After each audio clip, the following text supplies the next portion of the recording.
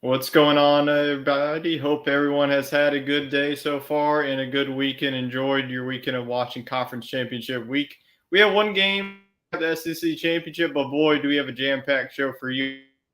Now, going to get the most wonderful time of the year is bowl season. Bowl season is here, Capital One Bowl Mania. We're all going to be playing it to see which analyst is going to get the most points out of our sports scramble foursome. So let's see what we got. So how you doing today? As we'll recap SEC Championship and also the bowls. I'm doing great. I'm really excited to preview some of these great bowl matchups that we have coming up. I mean, I know we hear about, hey, there's too many of them and some of the matchups aren't that great, but I think the bowl selection committee did a really good job of getting some entertaining matchups and some old rivalries and good regional ties. So I'm excited to dive right into it.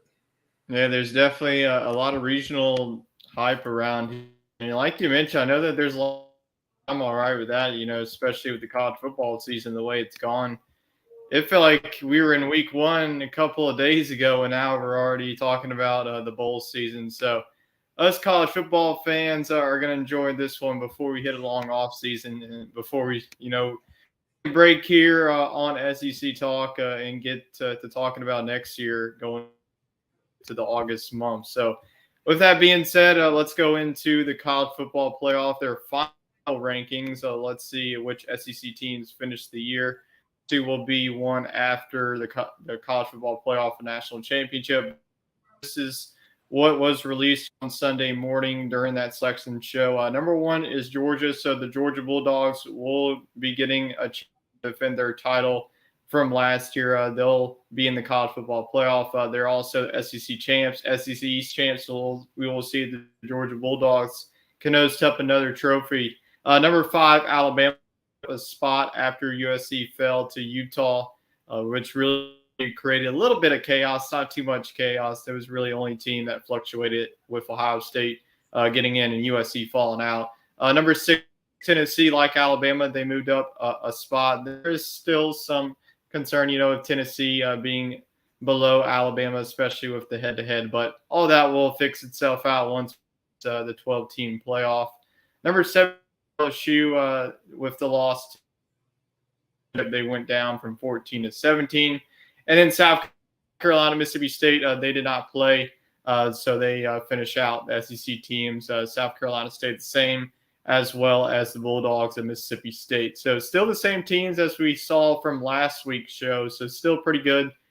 6 teams. And also we will see how all of our SEC schools do in the bowl season. Hopefully we can at least get to 500 overall in the conference. So let's now go on to our reminder segment of the show where we get you involved here. So if you have any questions pertaining to your favorite team, what bowl game interests you? What's your favorite bowl sponsor? I know that there's some games that stand out to the others. So feel free to leave us a comment section and we'll get right into it. All right, let's jump into our first main segment here. SEC Fantasy presented by our first sponsor of the show is Buffalo Bayou. As you see right there, rocking the Buff Brew shirt down there in H-Town. So you can visit our friends over there in H-Town over at Buff Bayou Brewing Company. Beer and views of the city. I'm sure that they have some Christmas brews over there of the holiday season kicking off here as we enter the month of December. So if you want to check them out, read more about them, you can check out their website down there, buffbrew.com. You can definitely check out what they have in store with all the great food and the brews they have there in the city. So let's get into SEC Fantasy. I'm definitely excited about this one, especially as we head into the bowl season. As you see there, it's not only one quarterback now, it's all two. So 2 quarterbacks, 2 running backs, 2 receivers, and 2. The rule changes since we don't have any more weeks left in the season. You get 1 player from the regular bowl games, and then the other is going to be from the New Year's Six. And it's all SEC players. So keep that in mind since we are an SEC-based show. So with that being said, you did have the first overall pick. So let's go into the gunslingers to see which quarterback you took from the other bowl slate in the SEC. Yeah, I kind of went out on a limb here, but this is a guy who kind of caught my interest late in the season, Brady Cook out of Missouri. I mean, he actually kind of became a dual threat quarterback. So whatever he does with his legs won't help me in this purposes. But I do think that the Missouri and Wake Forest game has a shootout potential. I mean, look at Sam Hartman on the other side. You know he's going to sling it. So can Brady Cook rise to the challenge and go shot for shot with Sam Hartman? I think he can for a little bit. We'll see how that game goes, but I think it's got potential for Brady Cook to put up some yards in a high scoring game. Yeah, absolutely. I have the same mindset with KJ Jefferson because he's going up against a Kansas defense that started off the season good. You know, Kansas was one of those teams that was undefeated and really has fallen flat. So I think has another high scoring shootout as well. Kansas offense has been really good in the Big 12. That's what led them to become bowl eligible. So I think that KJ Jefferson start to the season, but in the second half against Missouri, he had a good game. Against BYU, that was his best game of the year. So he's already announced that he's coming back for his senior year. So definitely there's not going to be any opt outs from this Arkansas team. So I think that KJ Jefferson is going to have all of his weapons available. So Jefferson to have a good game against the Jayhawks. So now let's go to the quarterback picks for the New Year's Six. We're going with two of the best quarterbacks in the conference here. Yeah, I mean, it's hard to go wrong with these guys. You're a Heisman winner from last year and a Heisman finalist for you. I'm going to go with Bryce Young because I just think that he has a little bit more favorable of a matchup against Kansas State. Not to say Kansas State isn't a good football team. I think they'll give Alabama a run for their money. I think they're motivated and they'll want to be there. But I think Bryce Young will put the polish on a great college career, and I think he'll go out strong. You know, Nick Saban's going to have these guys ready to play. Alabama is always a team that limits opt-outs and plays with discipline, and they might not be in the playoff, but I think they'll put up a good showing in the Sugar Bowl. Yeah, something tells me that this Alabama team is going to be coming ready to play. And I'm going to go with Stetson Bennett. He's going to be in the college football playoff against Ohio State. And the last time that we saw this Ohio State defense, they got gashed not only in the running game, but in the secondary. Jay McCarthy was able to take some deep shots. So Stetson Bennett coming off of a great performance in the SEC championship game, 4 touchdowns. So I think I'm just so reliable. He's a veteran, a fifth-year senior. This is going to be one or two of his final games in uniform before he goes on to the next level. So I think that Stetson Bennett will finish out career solid. So I got to go with him. So now let's go on to the running backs. As always, we'll start in the other bowl game slate. And you're going to go with your old reliable Quinshon Judkins as he takes on the Red Raiders. Yeah, I absolutely love Judkins' matchup against Texas Tech in the Texas Bowl. I think that game could be very high scoring, and Texas Tech has struggled against the run all year long. TCU, Baylor, Oklahoma, and Texas have all put up over 100 yards rushing with individual running backs. So, just looking at that, go ahead and double it for Judkins because he just gets extreme volume and, he's gone over 150 yards for several straight games, I feel like now. Or he came up just short against Mississippi State, but other than that, he's been really consistent. So I actually took him with the first overall pick. I really like his matchup, and I like your guys' matchup too. You're giving Raheem Sanders a send-off here in SEC Fantasy. Yep. It's only right.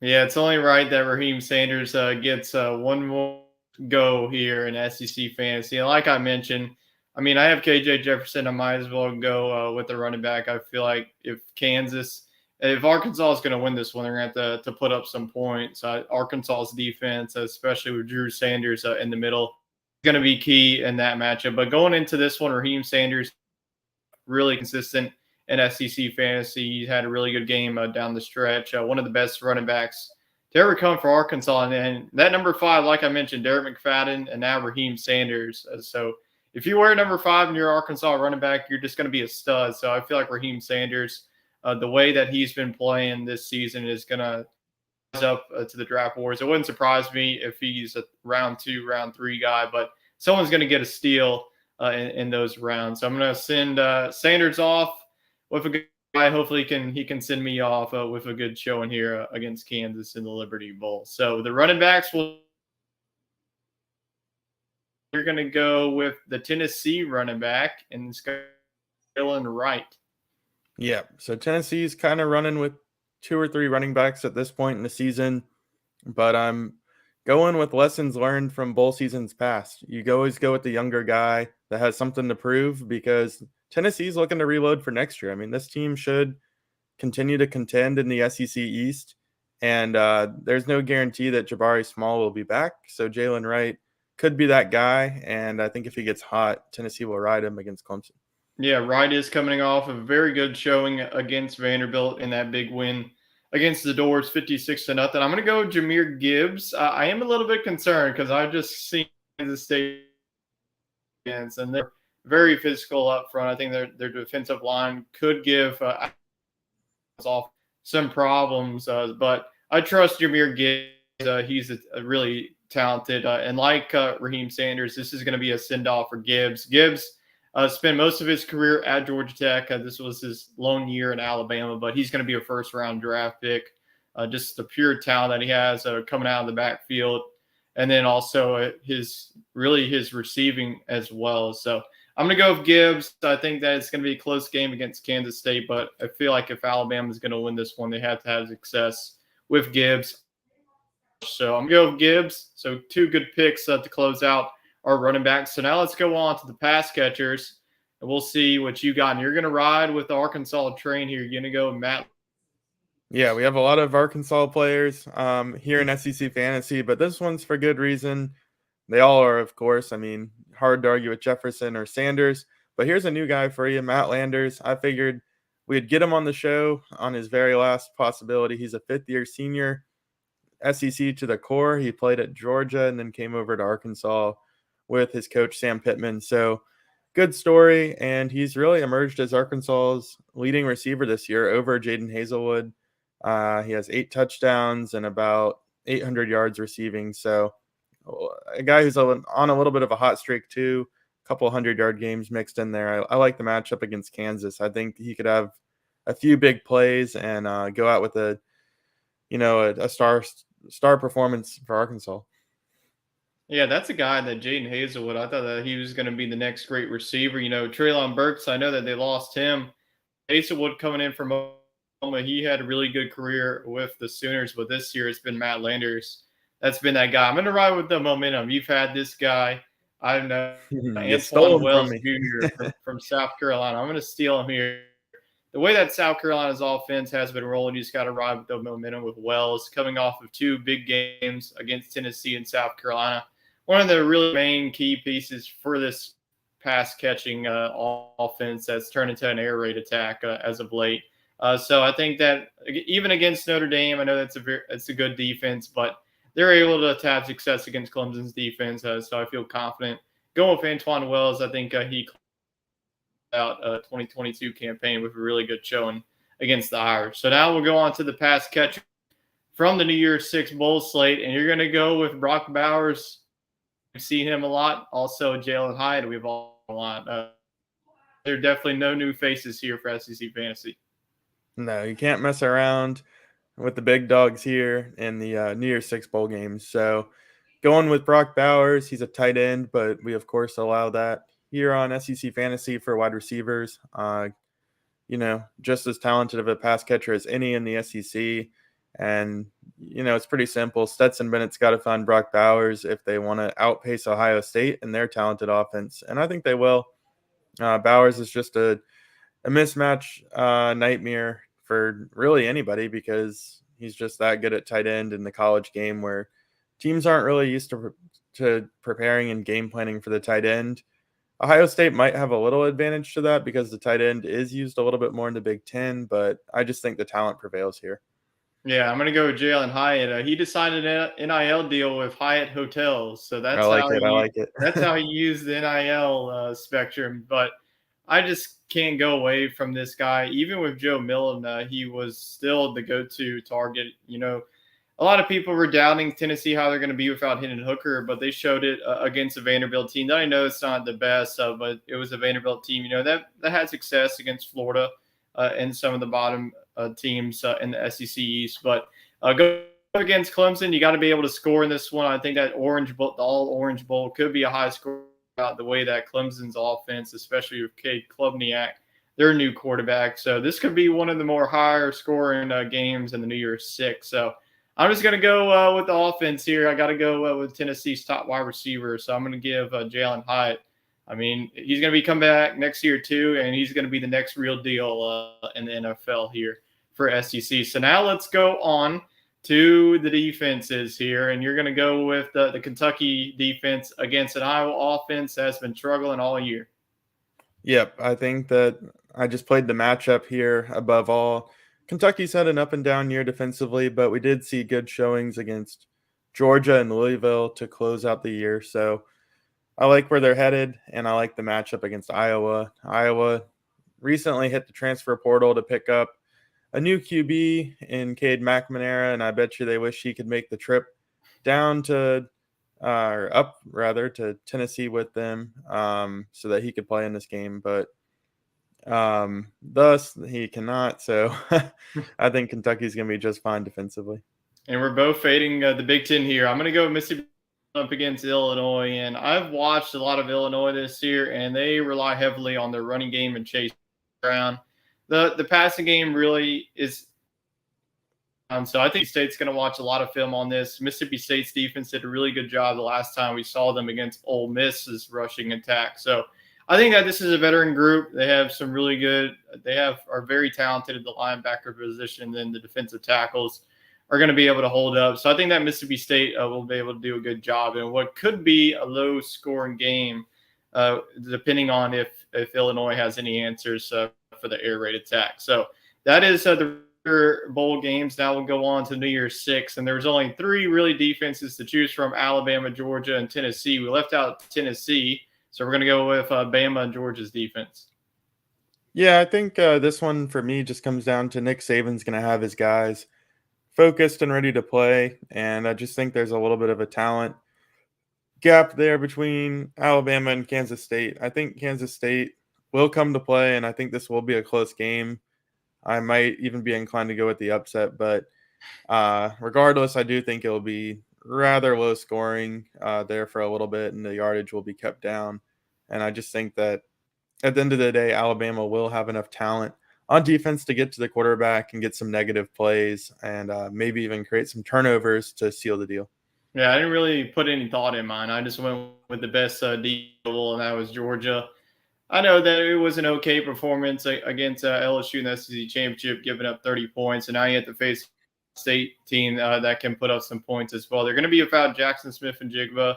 He's been injured pretty much throughout the season, so he's declaring for the NFL draft. So they're going to have to go to Marvin Harrison Jr. That's really been reliable. So I'm a little bit worried about Georgia's defense, but in the end, I think the talent on there will prevail for my side in SEC fantasy. So I'm going to be curious to see what the scores are going to be. We'll definitely get to that whenever all the bowl games are finished, and then looking towards the national championship game. So that is our SEC fantasy team. So good luck to both of our teams. Should be a lot.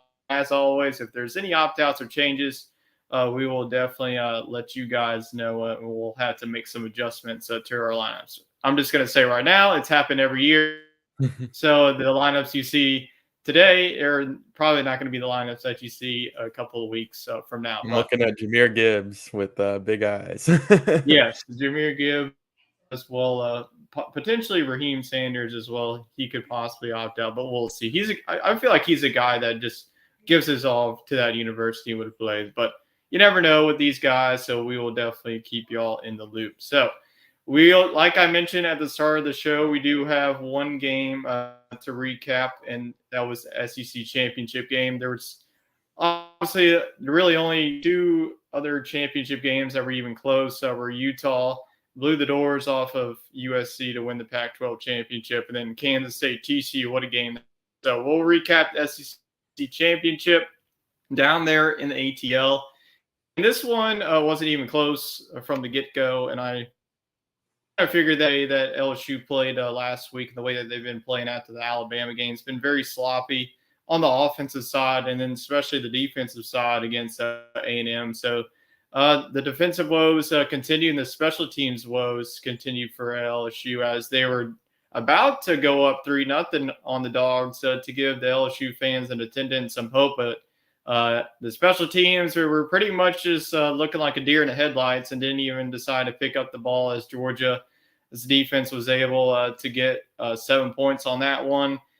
Jane Daniels on the net, though, answers with a 53-yard touchdown to Kayshon Boutte.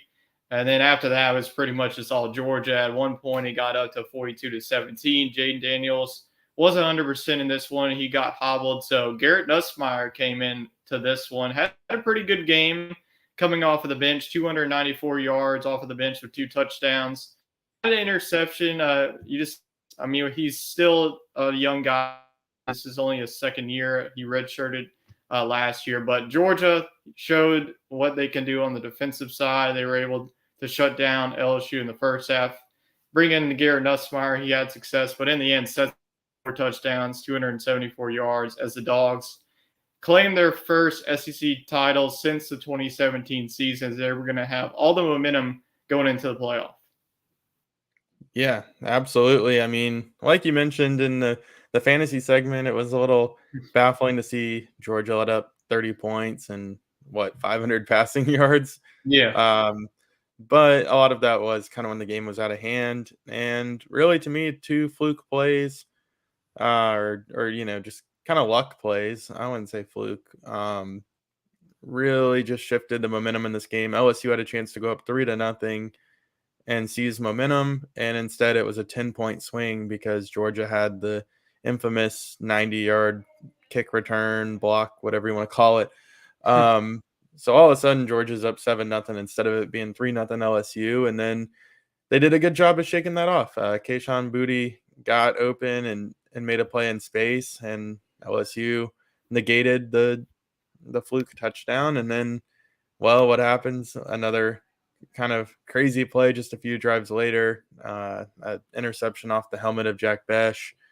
One of his last plays as an LSU Tiger. Unfortunate for him and LSU, but LSU came to play and they hung 30 points on the board. Nothing to be too disappointed about. You're probably looking at the national champion right here on your screen. So LSU scored the most points on Georgia that we've seen all year. So there's a win. Yeah, I guess that's a moral win if you're an LSU Tiger fan. But like you mentioned, you just might be giving away your national championship pick. Might be going with the Dogs. Hey, that's going free back advice, to back. man. Free advice. We will see later in the show who we got in the national champion, and which if we have an SEC team, which is only going to be Georgia, that's in the college football playoff. We have 2 Big Ten teams in there. So if you're an SEC fan, you pretty much have to be pulling for Georgia, but I know a lot of people want to see them go back to back, but we'll see what happens.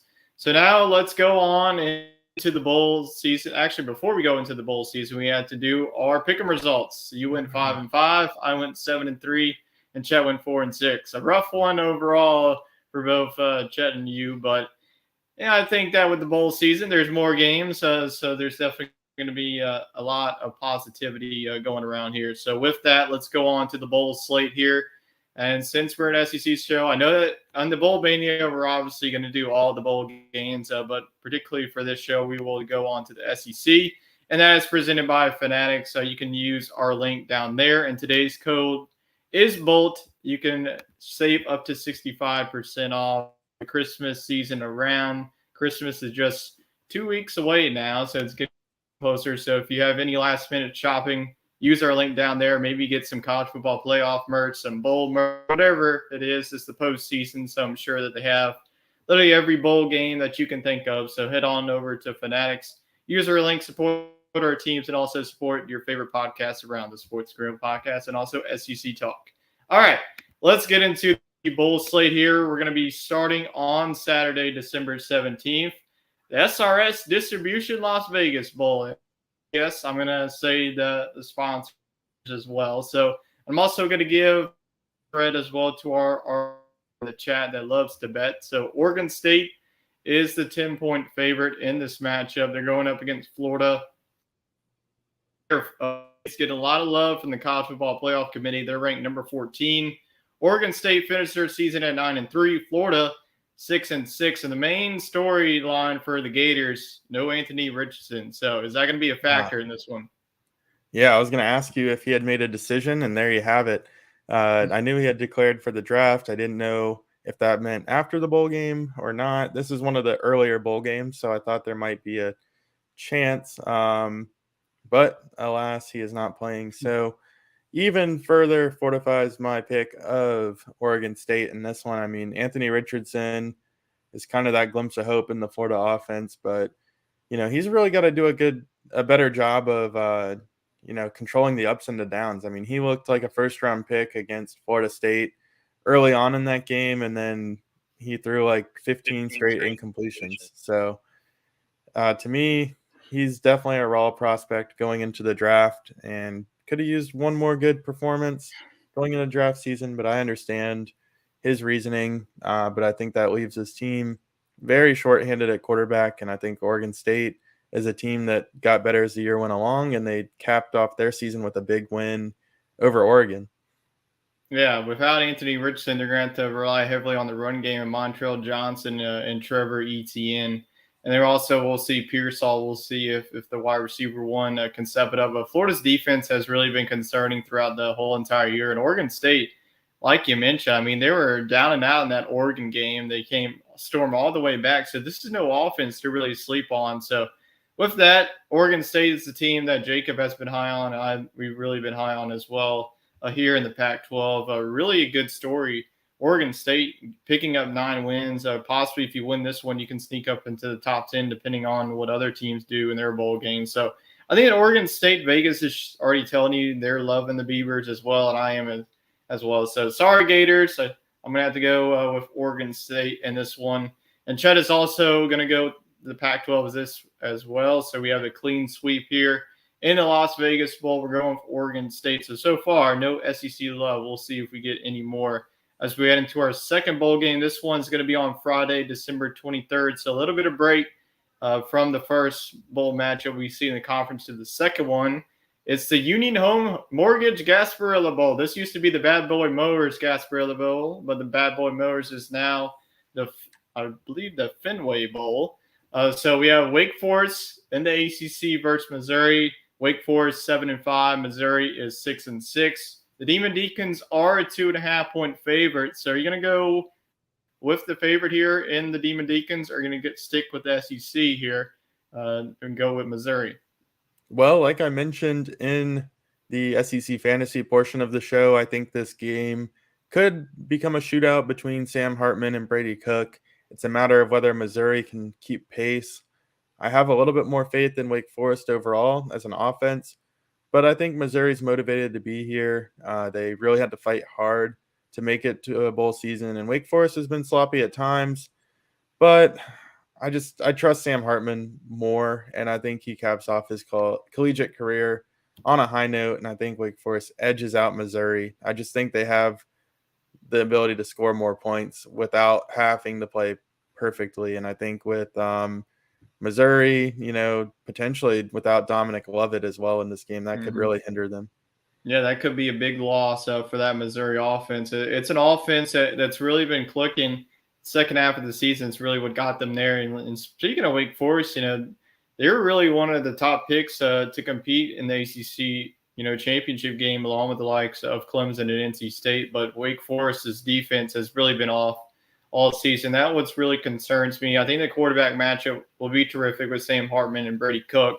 But I'm going to go with the SEC here. I'm going to go with Missouri. I just like how they've been playing on the defensive side. They really shut down Arkansas in the last time we saw them. So I got to go with Missouri in a very close one. This is going to be a back-and-forth battle. I could see this one as a shootout, but I just trust Missouri's defense in this matchup to win the turnover battle to really flip the field. So I'm going to go with Missouri taking home this one. And Chet is also going to go with Missouri. So early on, here's a game that you could circle.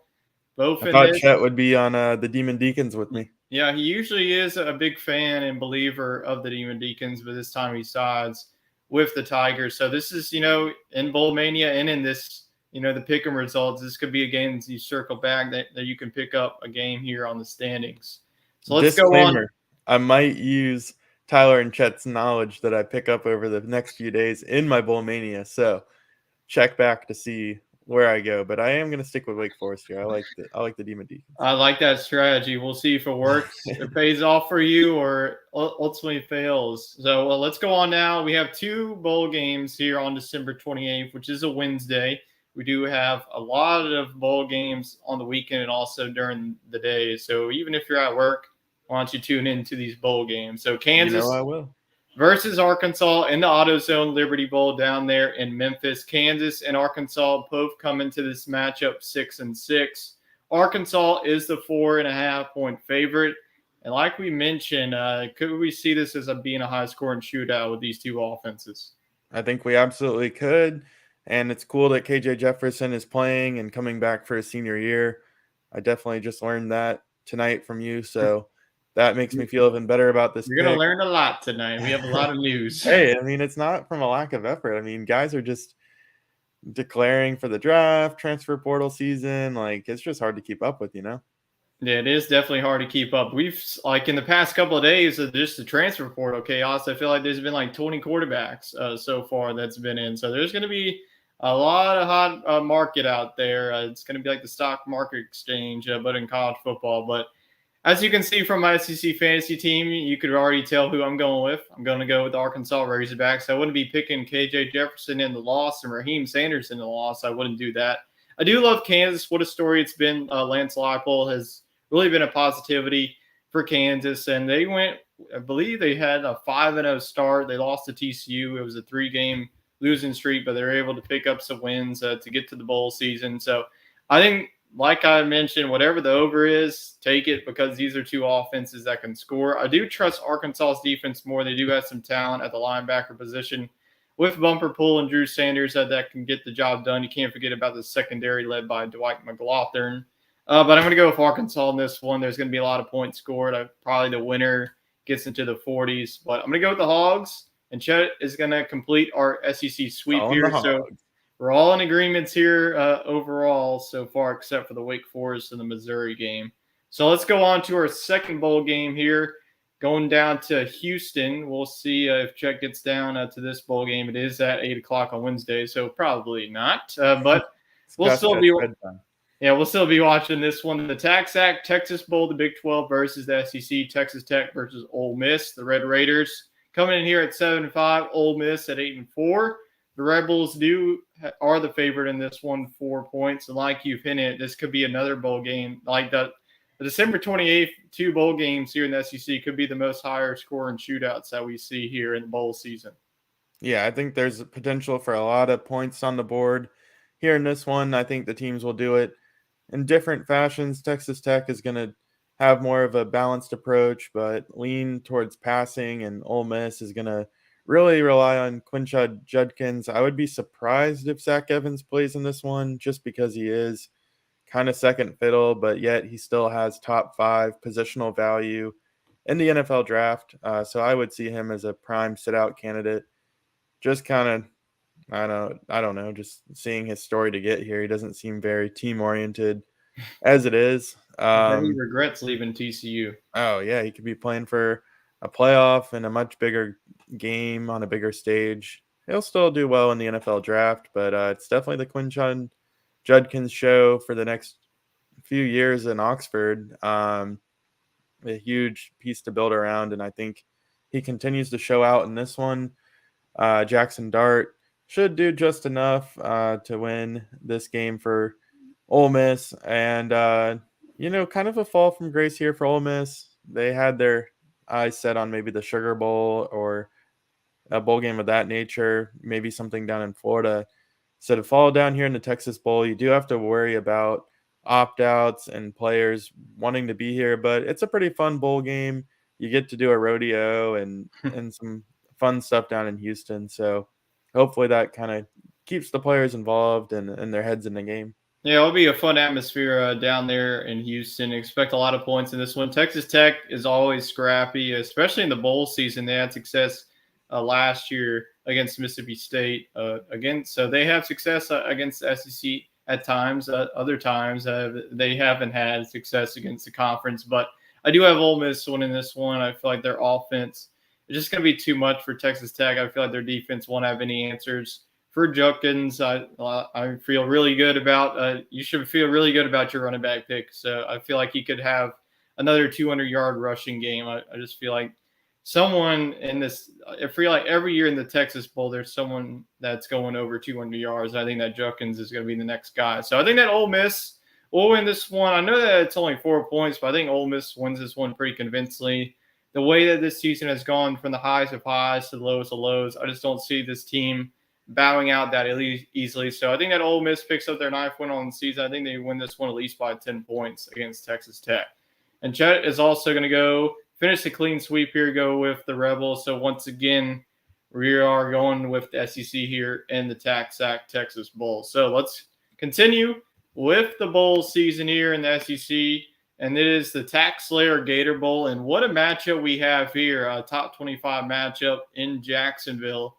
Number 21 Notre Dame versus number 19 South Carolina. They're both 8-4 respectively. And Notre Dame is a 3.5 point favorite. Obviously, Vegas hasn't seen what South Carolina has done the last 2 games.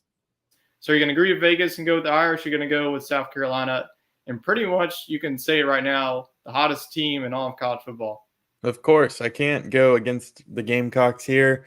I picked against them, for the Tennessee game, and then I haphazardly correctly picked the Clemson upset, but that was probably more of a fan pick. But I'm picking them for real this time. I mean, Notre Dame has struggled offensively most of the year. They've had a quarterback battle that, I don't know, just now ended with one guy entering the portal at the end of the season that was originally their starter. So still kind of a mess on that front, and I like where the Gamecocks are headed.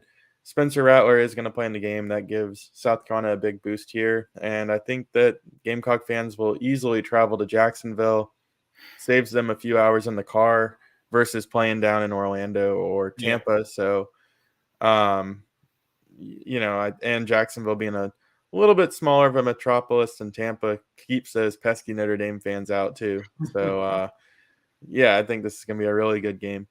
Yeah, I feel like there's going to be a lot of Gamecock fans making the trip down there to beautiful Jacksonville. Like you mentioned, I've been picking against South Carolina as of late. I'm not doing that anymore. I'm going to ride with Beamer Ball here. I think they get the job done here, especially with Drew Pine. Like you mentioned, without him, you just don't know what this offensive identity is going to be. Are they going to be able to throw it against South Carolina's secondary? I don't really think so. If Notre Dame can't run the ball, this could be a long day for them. And Notre Dame's defense, to me, has been a little inconsistent for me to pick them as well. South Carolina's Spencer Rattler, the way that he's been playing, and Antoine Wells as well. So I think that South Carolina gets the job done here in Jacksonville, picks up a win here for the SEC against Notre Dame. And it's a clean sweep for the Gamecocks. Really shouldn't be surprised. South Carolina has been playing great brand of football here, especially the last 2 weeks of the season with 2 back-to-back top 10 matchups. So if they can finish the deal out here, South Carolina can finish this year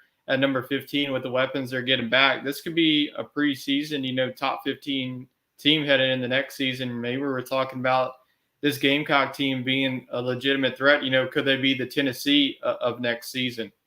Yeah, I think they enter that conversation, especially if Rattler does come back and they're able to hire a big name offensive coordinator. I mean, honestly, the South Carolina's offense hasn't even reached its full potential, in my opinion.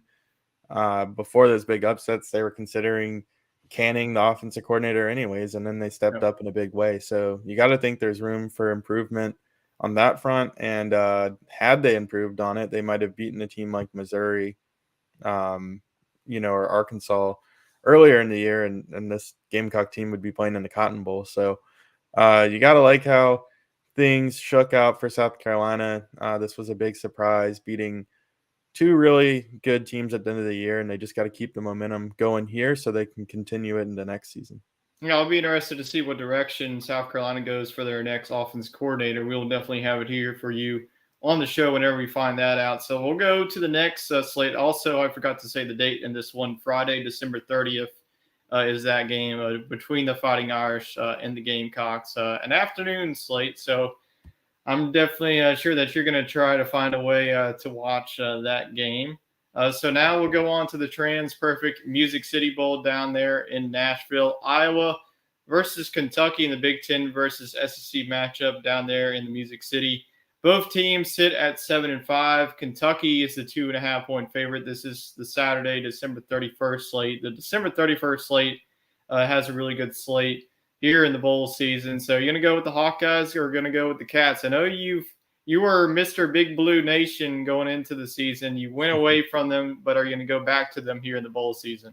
Hey, I'm gonna tie the bow at the end of the season and come right back around. I like this matchup for Kentucky. I'm still not very sold on Will Levis, and I don't know if Chris Rodriguez will play in this game, but I just think that Iowa has too lackluster of an offense to have any faith in them. They could have won the Big Ten West. All they needed to do was beat a pretty bad Nebraska team, and they weren't able to do so. So now they get to play in the Music City Bowl against Kentucky, and I think Kentucky gets it done. They've looked good the last 2 weeks. Yeah, I'm going to stick with Kentucky here. I picked them to beat Louisville, and they look dominating in this one. So I think that Iowa, like you mentioned, their offense has really been non-existent. Spencer Petras just hasn't really had this season that they wanted. Iowa's defense has really been keeping them in the ball games, but they just can't really do anything once they get into teams, like Nebraska and high-scoring opponents. So I think this is going to be a sloppy defensive game. It could be a wacky score. Not really many points that I see in this one, but I'm going to go with Kentucky in this. I do have this one being a low scoring game and a close game, but I'm going to go with Big Blue Nation getting the victory here. And Chet is also going to go with the Big Blue Nation as well. So we've been riding along with SEC here as of late, as the last couple of matchups that we've had, we've all been rolling with SEC. So let's see if that continues in the next bowl game. I'm sure it will, as we have our hometown team here, number 17 LSU versus Purdue. LSU 9-4, Purdue 8-5, both respectively made it to their conference championship games. They're playing in the Cheez-It Citrus Bowl. I swear, the Citrus Bowl went from like the B-Dubs to Verbo and now to Cheez-It in like the span of 3 years. So Cheez-It has two of the three Orlando Bowls. They have the Cheez-It Bowl, and then they have the Cheez-It Citrus Bowl. So who's going to be the cheesiest team to win this game? Hey, it makes it easy for the stadium setup. They can keep all the banners up and all of the advertisements on the field. But I think LSU is the cheesiest team of the matchup. I mean, I think either way, if it's Jaden Daniels or if it is Garrett Nussmeier at quarterback, I think it'll probably be Daniels unless something crazy comes up. I think LSU has the advantage there. Aiden O'Connell has had a very good career at Purdue, and they're going to come to play in this one. Not a lot of NFL prospects on that team, so that does concern me. But I think Brian Kelly has his team ready to play, and LSU gets it done. Yeah, and then LSU comes into this one as 8-point favorite, and this game is on Monday, January 2nd. So it is after the New Year's. So it will be in 2023. So I'm going to go with LSU being the cheesiest team in this matchup as well.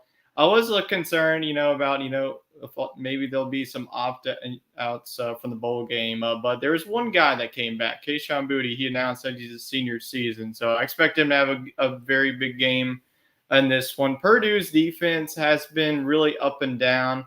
A big loss, George Karlaftis from last year's team. You just don't really have that guy in the middle of the defense. Like you mentioned, Aiden O'Connell, he's in his 6th year with Purdue. Hasn't been the year for Purdue. I know that they made it to the Big Ten West, but that could have been a team, that could have reached the 9-win or 10-win margin, especially if they beat Penn State at the beginning of the season. So I think that LSU will come ready to play in this one. I think that, Brian Kelly knows how to coach in these bowl games.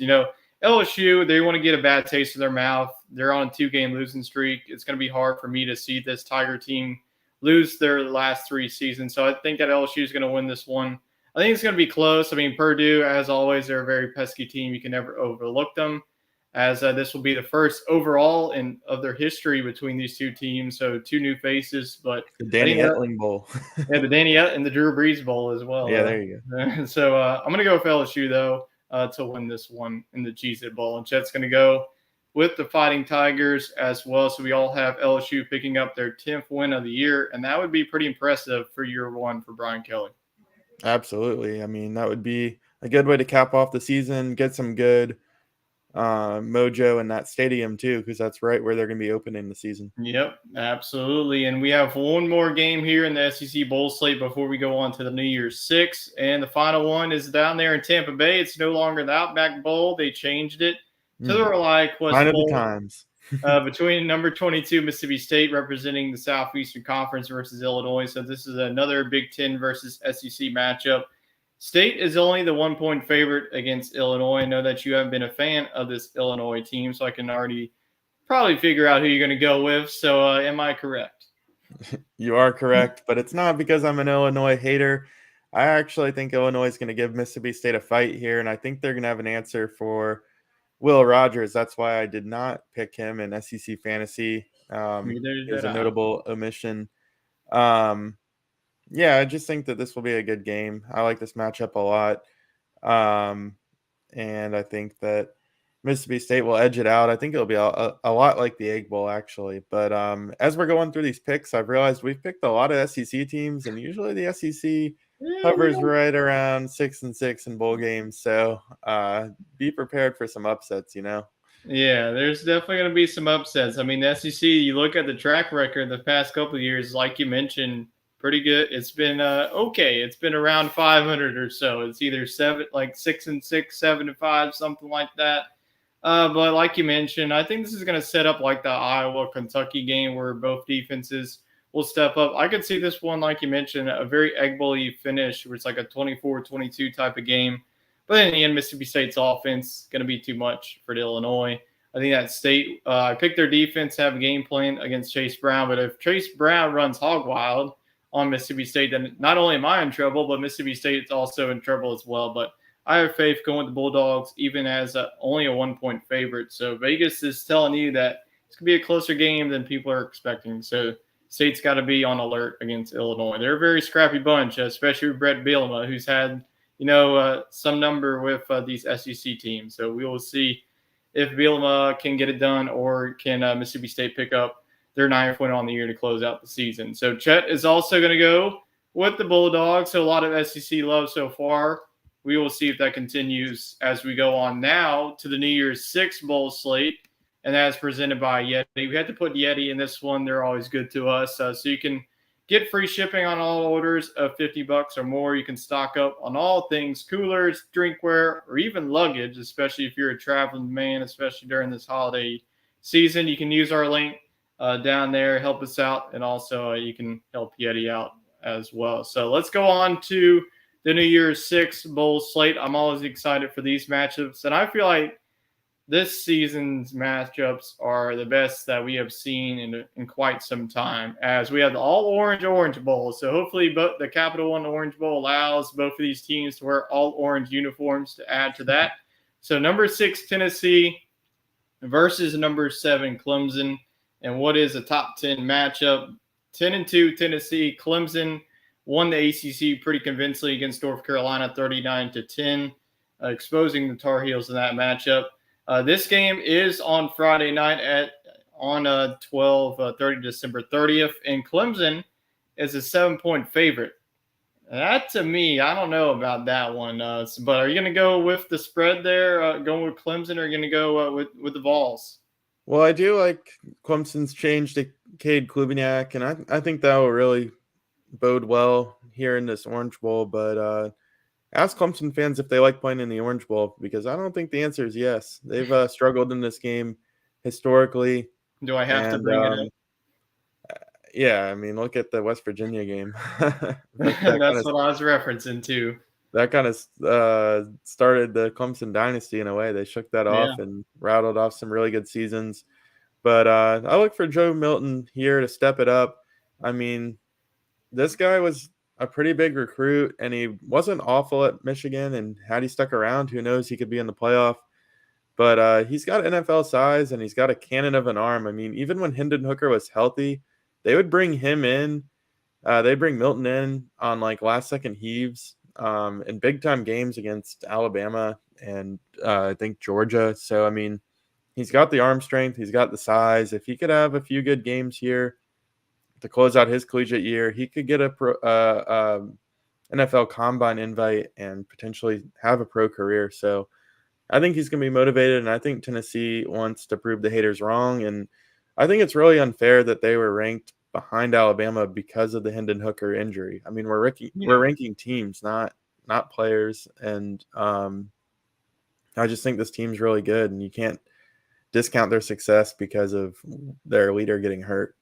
Yeah, I agree. I mean, 100% to you. I already ran it on Coast to Coast about that, so I'll save that spiel. You can just go listen to that.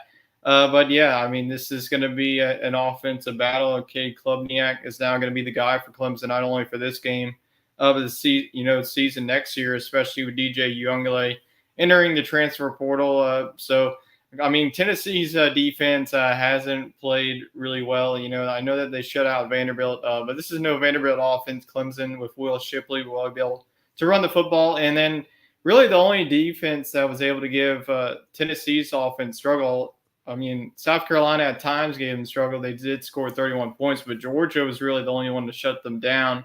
Clemson does have a lot of weapons on their defensive side, so they could give Tennessee's defense at problems. But like you mentioned, Joe Milton has shown his arm in this one. So I think this is going to be a really close game coming down to the wire. I'm going to go with the Tennessee Vols, though. I think that they get the job done in the Orange Bowl and continue Clemson's demise in the Capital One Orange Bowl. Like you mentioned, going all the way back to that blowout. I mean, I still remember that game from that day. I was just so shocked of how that game flipped on its head. I mean, Clemson was up, and then West Virginia and Geno Smith just popped off in that game. So I'm going They to go did with the avenge Vols. it, though. They beat Oklahoma, I think, and they might have Yeah. beaten Notre Dame in the Orange Bowl. But yeah, anyways. Yeah, and Chet is also going to go with the Tennessee Vols. Well, So. congratulations, Tigers. All right, so I'm guessing that Way will change his pick to Clemson based on these two picks and Hey, it's an Bowl algorithm, man. on Bowl Mania to try and pick up a game. But we'll go down to the Big Easy for the All-State Sugar Bowl. This game is on December 31st at 11 a.m., which I hate. That no bowl game should be that early, but Not in New Orleans, too, man. Nobody's going to be up for the game. yeah, well, they'll have a lot of time at the party on Bourbon Street after. So, number 5, Alabama. I'm sure this fan base is going to travel down there into New Orleans. There's a lot of Alabama fans in Louisiana and then on the Mississippi coast and the Alabama coast. But K-State will also travel for this one. I mean, their fan base traveled really well against Arlington, which was pretty much a de facto TCU home game. But Alabama coming into this one 10-2. K-State, the Big 12 champs, 10-3. The Crimson Tide is a favorite in this one, 3.5. So I know that you have a lot of faith in Alabama, especially with Bryce Young on your SEC fantasy team and Bama's defense. So I could probably tell who you're going with.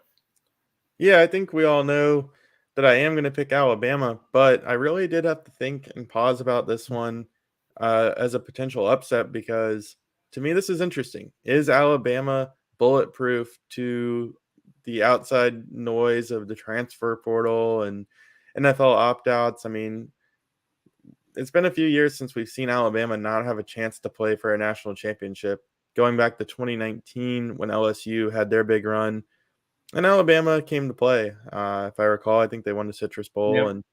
but that was kind of before all this NIL stuff and the opt-outs and all of that's really just taken off. So, can Nick Saban rally his guys and field a very talented team that can play like number 5 Alabama? I think the answer is yes. But if we start to see guys like Jahmyr Gibbs opt out or Will Anderson opt out, or simply their head's just not in the game, Kansas State is going to come to play because they're not built for the NFL. I mean, Just their look best at player last is year's bowl 5'6".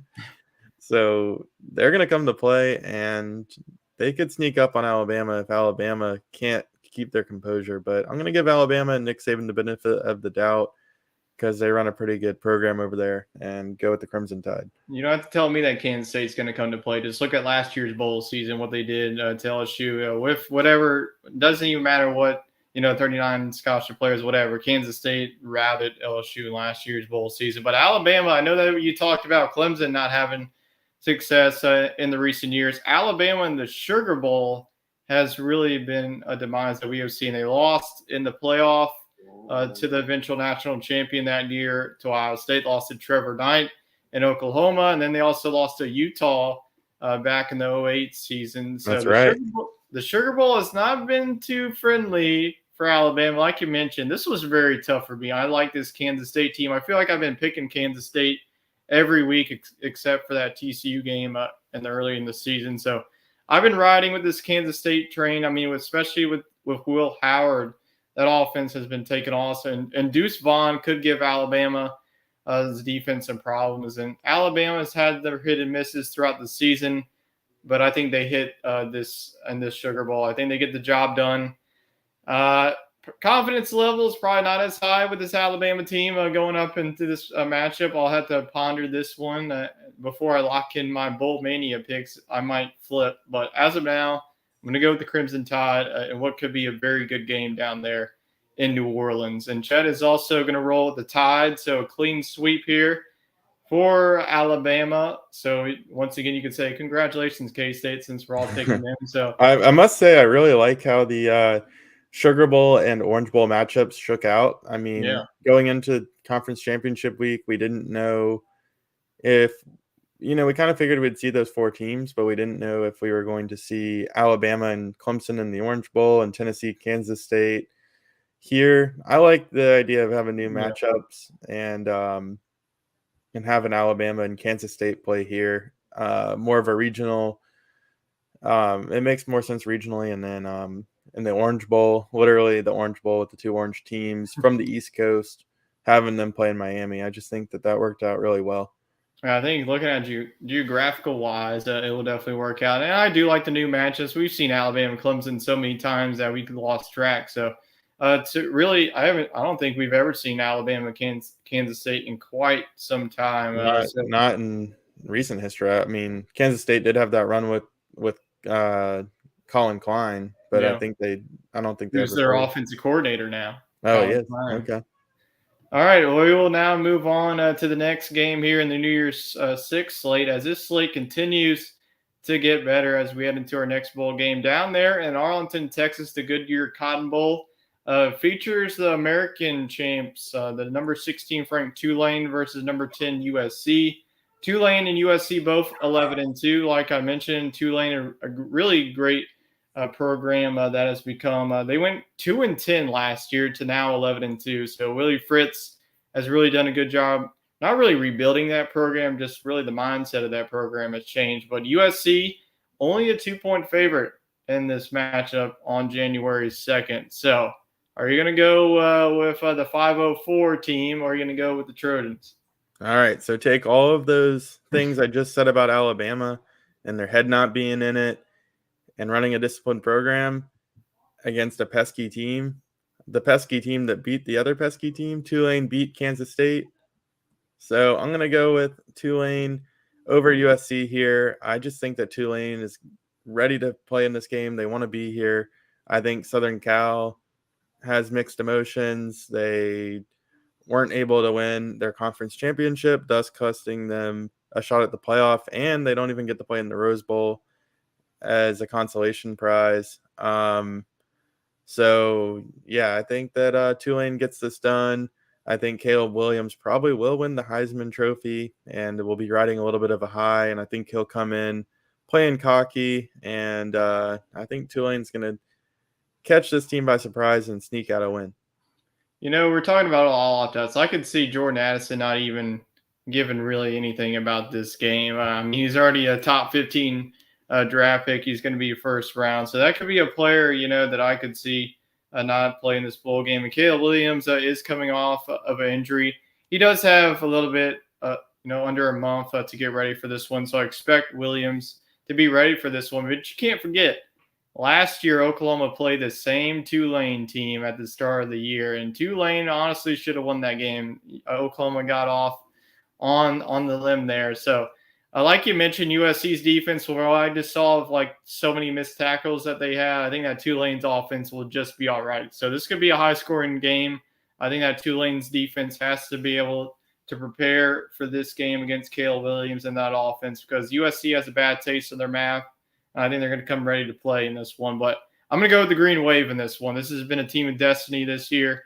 Like you mentioned, they've really showed their might against Kansas State early in the year. So this is a team that's not going to come in scared. in this one. I feel like there's going to be more Green Wave fans than USC fans. Do you think that USC fans care about this Cotton Bowl? Probably not. I Tulane, think there'll be yes. some that pop up, in the DFW area, but Tulane is going to bring some fans for sure. I Yeah, mean, they haven't been to a bowl game in a few years, so yeah. let alone this big of one.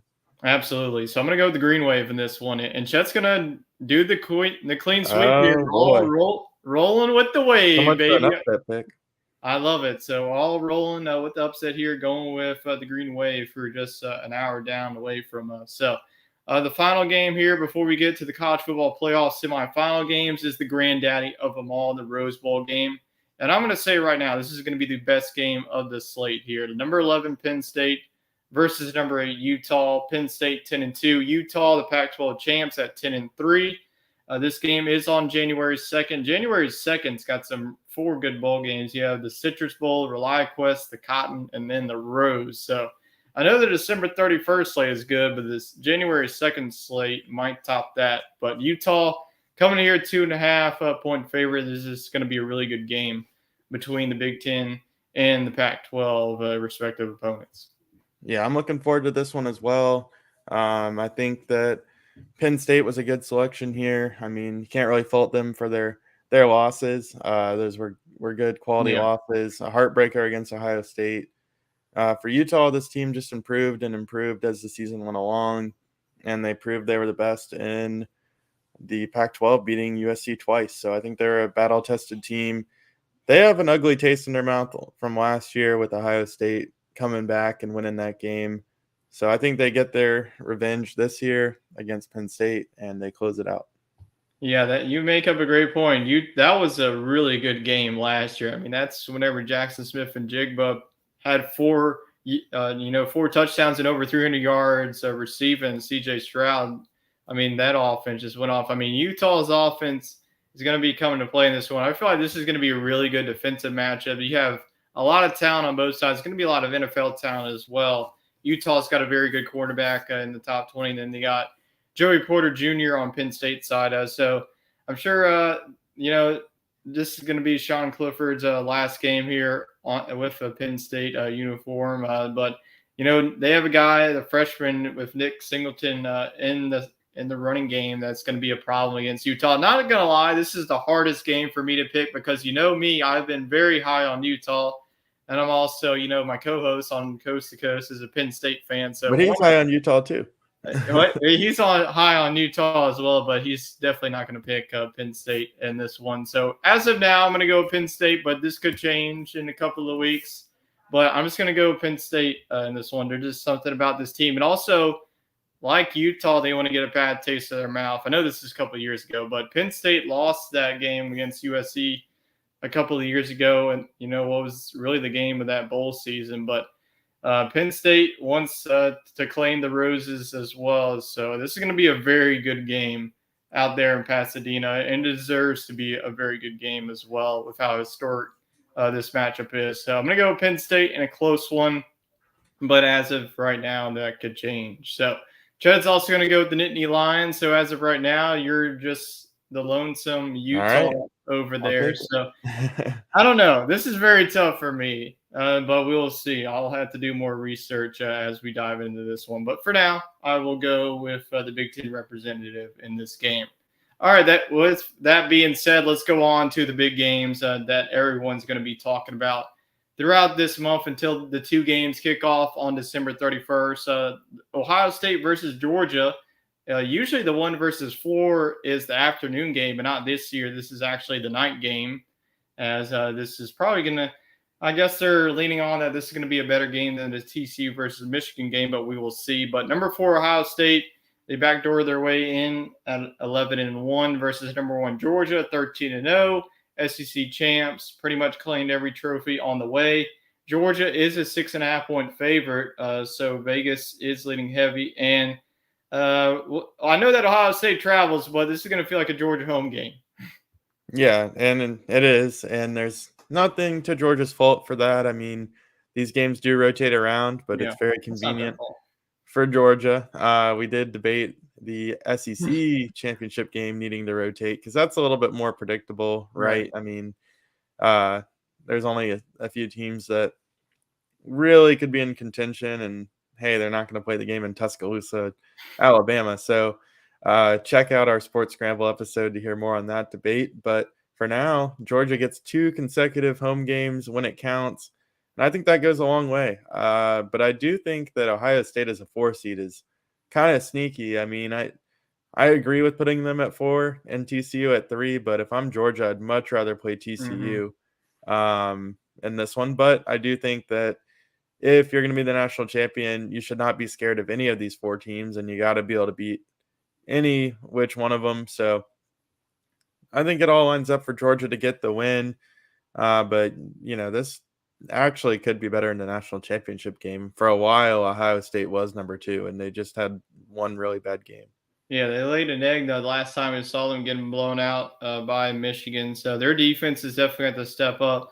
I think, Georgia's defense has really been formidable. At times they look stingy against, a team like Missouri, and then they gave up 30 against LSU. So Ohio State, like I mentioned without Jackson Smith and Jigba, but they've been out with that star receiver throughout the whole entire year. I mean, Marvin Harrison Jr. has stepped up. Travion Henderson, they have a 1-2 punch in the backfield. So I feel like Ohio State's going to be that, the one team that can really match up well on both sides of the ball against Georgia. So like you mentioned, this is a scary 4 seed. I know they're going to Atlanta, which is a pro-Georgia crowd, so that's always tough to beat. Georgia always had success in the Peach Bowl, especially as of late. So they didn't really have to move far, so they can spend the next month down there in Atlanta if they want to. So I really can't go against Georgia. They're defending national champs. Still a lot of talent, but I was very high on Ohio State in the preseason for a reason. So I feel like this is going to be a very good game. I know that a lot of people are going to say, "Oh, Georgia wins in a blowout," but I just don't really see that happening. I think that Ohio State they're gonna give a second chance, and they're going to use that second chance as well. They're definitely not going to blow it like they did against Michigan. They'll definitely learn from their mistakes. But in this matchup, you got to go with the dogs. And Chet is also going to go with the dogs as well. So we continue our SEC love here and do a clean sweep with our only SEC representative here in the top 4. And now we'll head out west to the Verbo Fiesta Bowl, number 3 TCU versus number 2 Michigan. TCU is 12-1. Michigan, the Big 12 champs, at 13-0. And Michigan is a 7.5-point favorite. So out of the 2 matchups that we have, Michigan is the more heavy favorite. So Vegas is starting to say that the Ohio State and Georgia game is going to be closer in this one. But something tells me that TCU, they're always been scrappy. We've talked about them for a couple of weeks. They've had some close games where they had to come back and fought back and against Baylor, against Kansas State. But do you have TCU pulling off the upset? Do you have Michigan moving on to the national championship? I think TCU is a tough team to knock out. I mean, they are a very balanced offense. When Max Duggan is on, he's really, really good. He probably wins the quarterback battle in this game. And they just kind of seem like a team of destiny. They come back in a lot of games, but they weren't expected to be here. I don't think they necessarily have a championship caliber roster. Every player on this Michigan team, for the most part, got to experience that last year. They didn't have exactly the on-field success you would want out of them against Georgia, but we saw how good Georgia was last year, so we can't hold that against them too much. But I'm going to go with the team that's been here, done that, and has the most recent big win against Ohio State. Yeah, I think that TCU is going to see they're already being disrespected. You look at the national championships odd, even number 4 seed Ohio State has better odds than them. So I don't think that anyone's really given TCU credit, but there's just something about this TCU team that it's not done fighting yet. I wanted to do it, but I just couldn't. I got to go with Michigan, go Jim Harbaugh. I mean, they got blown out last year in the semifinal against Georgia, so they've really been on a revenge tour this year. And man, what if we get Georgia and Michigan again and we see them face off again? I feel like Michigan would definitely line up better than they did last year. I know it's pretty much the same team. You just lose an Aiden Hutchinson and then Hassan Haskins. But for TCU's defense, it's really simple. stop Donovan Edwards in the running game. I think that this could be, a closer game than expected. If you can't stop them, then Michigan could run, the brakes off of you. But I think that TCU's defense will be able to come to play in this one. I think that TCU's offense will be able to generate some points. Michigan's defense does have some talent in the secondary that can, really provide that, discrepancy against Max Duggan. But the way that Duggan has, the way he played in the loss against Kansas State, he put really everything in that game. So I think that he's going to be ready to go. But I think that Michigan pulls this one out late. So I don't really expect any of these to be blowouts, but I'm going to go with the Wolverines in this one. And Chet is also going to go with the Wolverines. So no love for the Horned Frogs. No love for the Horned Frogs, but I don't know. We'll see if I change my mind once it comes. I'd like to do it as well. I mean, I think they could. I think I've that been high on Michigan all year. I think that a lot of college football fans are going to be rooting for TCU in general because really they're the Cinderella. I mean, all the other three teams are big powerhouse teams. TCU is really, they were a powerhouse with Boise State in the Mountain West back in the day, and then the Big 12. They really, been up and down. They've been consistent, but this is really their first breakout year, and it comes in the first year with Sonny Dykes being their head coach. So I believe that TCU will give it a fight. So we'll see if they can put on the silver slipper once this national championship comes through. So we will see what happens in this matchup. And speaking of the national championship, let's see who we got. So our national championship matchup. So we'll go ahead and reveal our first of the two teams we have. So why don't you pop up to see? And yep, you have Georgia, I have Georgia, and Chet has Georgia. So we do 3 M's. M, GM, and GM. So we have Georgia and Michigan. I feel like in the next couple of weeks this is going to change because throughout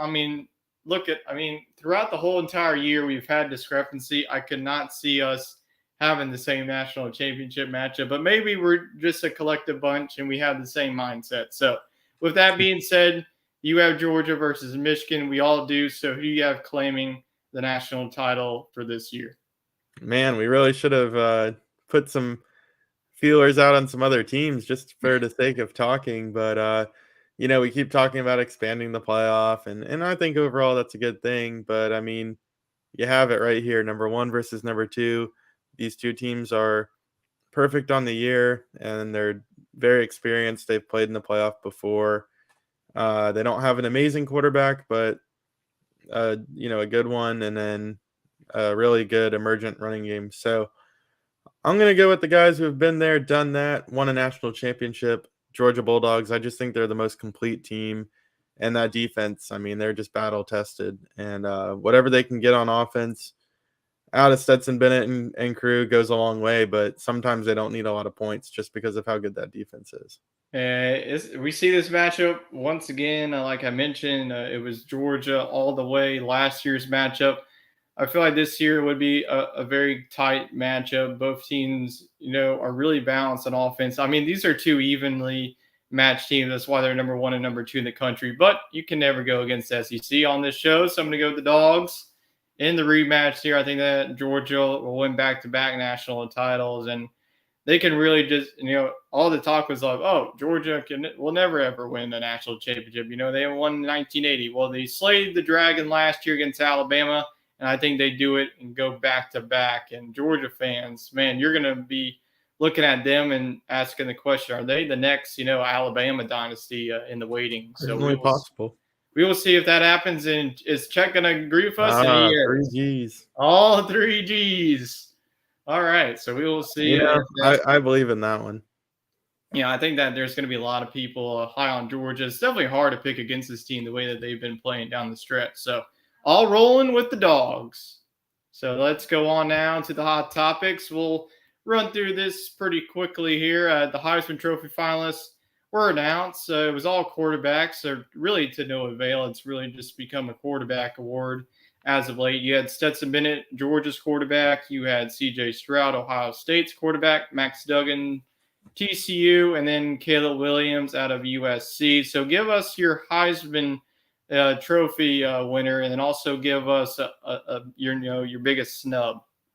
I think that ultimately Caleb Williams will win the award. But to me, if you're going to have him in there, a non-playoff quarterback, then he probably did have the best stats of the year, but I would have put Hendon Hooker at least up there as a finalist. I don't know if he would have won it, but I mean, this guy only played one or two less games than these other guys, and uh, to me, what he had going at Tennessee was pretty dang good. And if we're not going to account for team success in the winner, you got three other quarterbacks sitting up there that are playing for a college football championship, and you're going to give it to the guy who's not.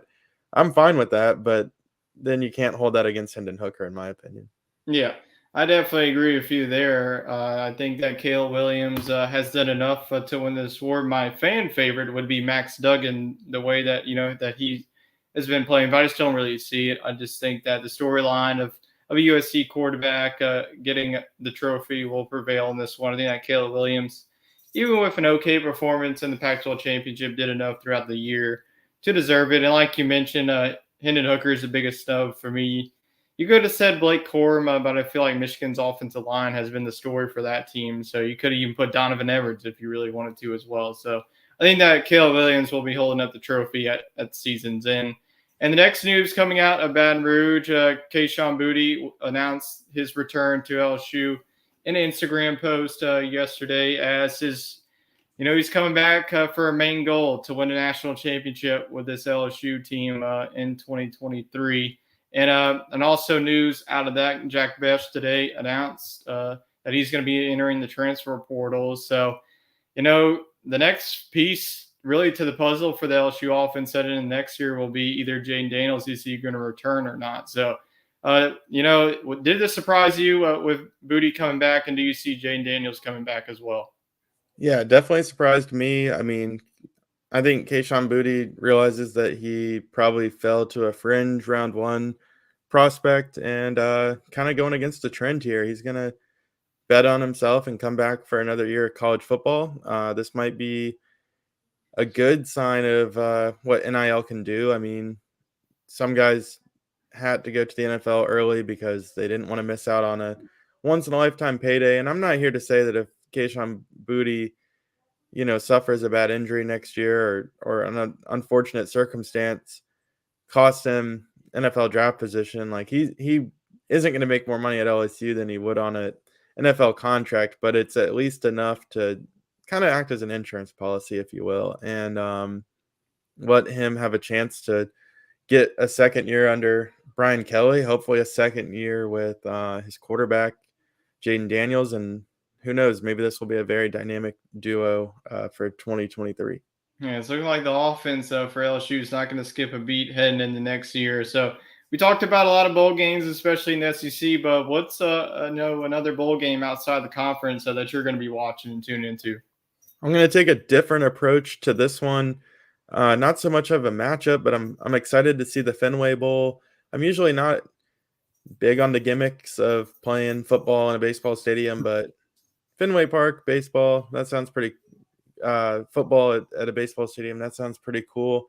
And then they upped the ante on that one because Scott Satterfield took the Cincinnati job over the weekend, and he is currently or formerly the Louisville coach. And because of the way that stadium is configured, the sideline will be on the same side. So he could literally just stand in the middle and coach both teams. I don't know if that's going to happen. He'll probably be up in a suite somewhere wearing a Cincinnati pullover, but kind of wacky how that unfolded. And that game had been scheduled for 2 years now, and they're finally getting to play it. Yeah, there's going to be a lot of antics in that bowl game. I'm going to go with the Alamo Bowl. This is a top 20 matchup, Texas and Washington. I mean, Texas, not the season that they were looking for. There's still a lot of talent in Washington. Michael Penix coming back. There's not really going to be many opt-outs in this bowl game. Maybe you see Bijan Robinson, but I think that both teams will be ready to go in the Alamo Bowl. Obviously, there's going to be a lot of Texas fans since it's down there in San Antonio in the Alamo Dome, but this could be a very good game and a very high-scoring shootout the way that these two offenses have gone. So I'll definitely be tuned in to that one. on December 29th. And the last one, we really saw this one coming. We were hinting at this one the last time we talked about the Aggies. And Devon A-Chain confirmed really an hour ago before we started this show, he is entering the 2023 NFL draft. So this should be a pretty quick answer for you. Does this surprise you at all? No, I mean, this is a guy that needs to take advantage of an opportunity. And I know I talked about it last week. I would really love to see the Saints take a shot on him. He has the shiftiness of Kamara, or the shiftiness Kamara used to have. If you watched last night, Saints Really can don't even have definitely to talk about that game. use a Don't playmaker. So, yeah, I think he's a really intriguing prospect. I play in a dynasty fantasy football league, and he's definitely a guy that I'm going to be interested in taking early, depending on where he lands. Yep, and that will be it for the show. No comments coming through here, but that's definitely fine. I know that we have some live viewers that just want to listen to us and take it all in the information that they're receiving. So the bowl preview show is always one of our longest shows here, as we are now at the hour and 20-minute mark. So that'll be it for us here for another week here on SEC Talk. Our shows are winding down here, and then we'll get into the off season. We'll really our next shows that we talk about after the football season will be our beloved March Madness. As for year 3, I'll try and hopefully not pick the Raw national champion as they get beat by number 15 St. Peter's again at Kentucky. But as you see there on the screen, really our next major show will be on the reviewing the bowl season. But I do have a special show that we will do next week. We haven't done this yet. We're going to have our first annual SEC Talk Awards show. So we will debut that next week, just to give you some more content, because I know that our fans love to see us every week. But our final show of the season will be on, I can already give you the date, on January 3rd, after all the bowl games are starting. And we will review all the SEC bowl season. And we will look forward to the national championship game, whether Georgia gets in or not. We'll talk about it since it's such of a big game. So 2 more shows left here on SEC Talk before we will wrap things up here and celebrate the new year. So hope everyone enjoys a great rest of your week. And I will put up the banner here, as you can check out all our other shows as well. On Sunday nights, we roll Sports Scramble, Coast to Coast on Monday afternoon. Even with college football winding down, we'll still give you weekly. We were going week by week with the bowl games as we have 40-plus bowl games to talk about on that show. And then, of course, our show here on SEC Talk Tuesday night. So definitely be sure to tune in to next week's show with our annual bowl, not really our annual bowl, but our annual SEC Talk show awards, as we'll get in our viewers as well, maybe gather some votes and get the different categories. So we'll definitely be excited for that one. So hope everyone enjoys the rest of their week. And sadly, only one game here in the college football world, Army Navy, but definitely enjoy your week outside of that. And we'll see you here on next Tuesday. So long for now.